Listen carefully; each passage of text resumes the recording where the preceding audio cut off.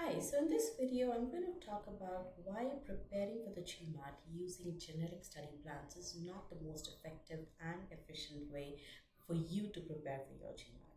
Now, the study plan that I've taken in this video is just one example of a generic study plan. By no means is my intent to criticize this particular plan, but just understand that I've taken this as an example to talk about generic study plans in general, okay? So here is a typical one size fits most study plan, and you can see that there is a disclaimer over here that bad news, no study plan fits everybody perfectly. Well, you're going to debunk that bad news in a bit, right? And again, you can see who is this study plan for. The study plan is for someone who is scoring in the high 400s to 500s, again, a pretty wide range with aspirations of a 600 plus score, again, a very wide range, and weakness on quant, verbal, and DI. So again, weakness in all the three sections. If you're in a different situation, you will need to alter the plan to suit your needs. So again, you can see right up front, there is that onus of making the decisions that is on the student. So again, just certain points which I want to bring about, and then again talk about what kind of decisions you will need to make. Okay, now in terms of how much time you need to spend, again 15 hours per week, very much doable. All right, so now let's look at what happens in week one. So 15 hours per week, right? First step is to take the mba.com test. Very important step. You need to figure out where you stand, your current standing. That is very, very important. Okay, where are you at in verbal, quant, and DI? So really good. Then you do some analysis. Now let's come to what else do you do in this first week, right? You go through quant first, and what is your goal? Very important. Your goal is to check on your arithmetic and algebra foundations. Now, frankly, I'm not sure what does check on really mean. Does it mean that you're building your foundations in both arithmetic and algebra, which is your entire quant syllabus, right? Now let's see what is the homework over here. You need to understand how to approach these two sections. There is some talk about how is it that you get better. Again, you can see all of these videos. Then you essentially go through these sets of questions. There are 25 questions here, another 25 here, another 25 here. So you're going through 75 questions, right?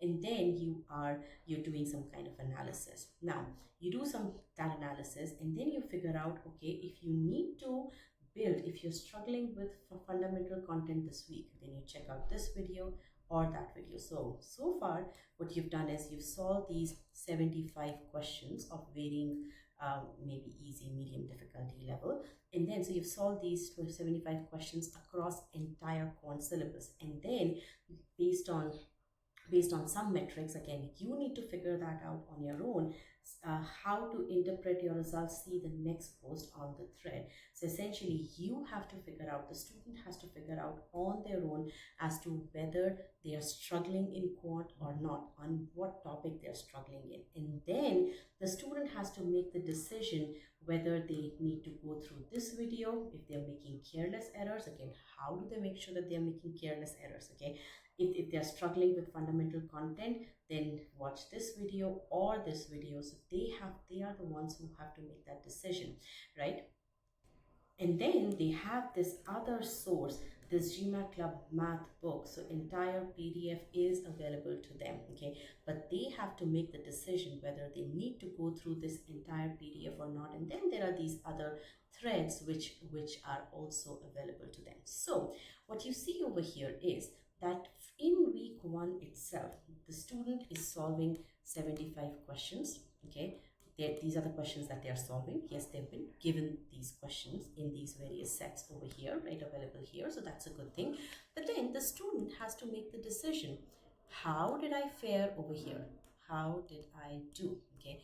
Did I pass? Did I fail? The student has to make that decision. Okay. Secondly, the student has to now decide what should I do next? What should I do next? Do I need to go through file 1, video 1, video 2, video 3, video 4? Do I need to go through all of these videos? What is it that maybe I don't need to go through video 3, maybe I need to go through video 2, whatever the case may be, right? So the student is the one who is in the driver's seat. The student has to make all of these decisions, okay? And we're still at quant. Now, think about it. If you are someone who is already at that, let's say student number one, if student number one is already at Q83 level, right? Then spending time, precious hours, 3 to 6 hours, right? Spending, even if they're spending these 3 hours solving these 75 questions, is a sheer waste of time, right? But they would not know whether they should be skipping this or whether they should be moving on. They need to solve all these 75 questions, right? Now, if you are at Q, let's say 75 level, right? And I'm not even getting into arithmetic versus algebra right now. If you are at Q75 level, then also you have to do these 75 questions, okay? Now you will, so that time is not wasted, I will say, okay? But now you have to make a decision. How many videos do I need to go through? Do I need to go through the entire PDF, which is available for quant? All of that decision making relies on the student now. The student is not only learning but also making these decisions. And this is, we're still on quant. Now let's look at what happens in verbal. Now here we are at on RC. Okay, what is it? 2 hours on RC. Okay, now here again go through certain videos over here or read this beginner's guide to RC. Okay, then you also learn about LSAT tests. Okay, approximately 1 hour. Do full RC LSAT sets. Okay, 25 questions, and then these are some optional stuff. Then you essentially given, again you have to make the decision whether you how you fared over here. Then you go through how is it, you have all of these, a whole lot of YouTube videos on many topics or RC specific video course, all GMAT Ninja RC course resources, beginner's guide to RC. So now you have a bunch of content over here. So first you did this practice set of 25 questions, okay? Then you decided, how did I do? Did I do well? Did I not do well? If you, depending upon how you did, you then have to make a decision which files to do, which files not to do. Okay, so yes, you do have a laundry, you have a bunch of items given to you. It seems as if you have this whole lot of content, but how is it that you should be consuming that content? Whether or not you should be consuming that content, all of those decisions need to be made by you, and that is not a good utilization of your time. Your focus needs to be on learning and not making such decisions. Okay, that's not all. Let's continue with CR. Same drill. CR, exactly same drill.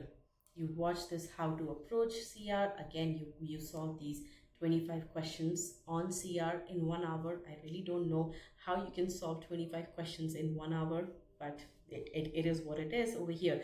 And then you have these optional stuff, okay? But again, think about it. If you are weak in CR, remember you were suggested to do optional stuff. So if you are weak, then you are not, you solve these 25 questions in 1 hour, then you solve this next set of 25 questions in 1 hour without learning anything.